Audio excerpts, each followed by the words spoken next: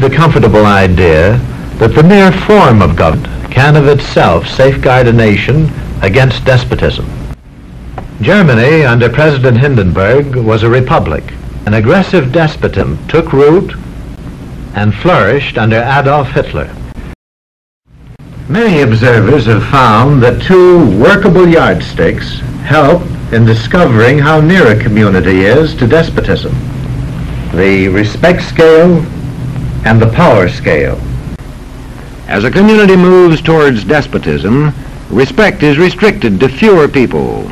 A community is low on a respect scale if common courtesy is withheld from large groups of people, if people are rude to others because they think their wealth and position gives them that right. A power scale is another important yardstick of despotism.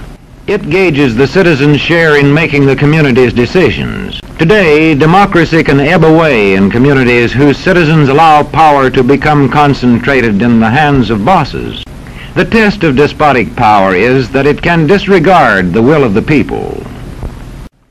It rules without the consent of the governed. Look beyond the legal formalities of an election in measuring a community on the power scale to see if the ballot is really free. When legislatures become ceremonial assemblies only and have no real control over lawmaking, their community rates low on a power scale.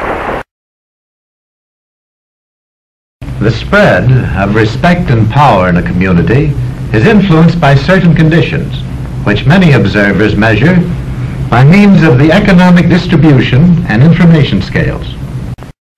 If a community's economic distribution becomes slanted, its middle-income groups grow smaller, and despotism stands a better chance to gain a foothold.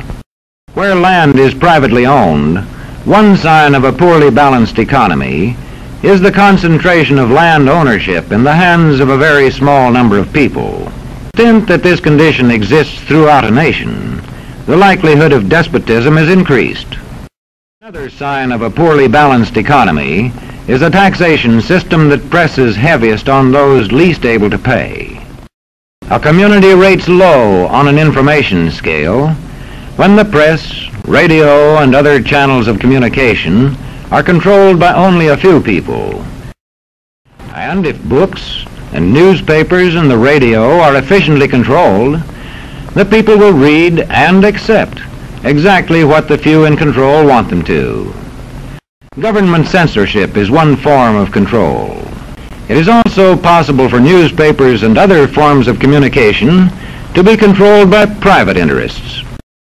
What sort of community do you live in? Where would you place it on a democracy-despotism scale?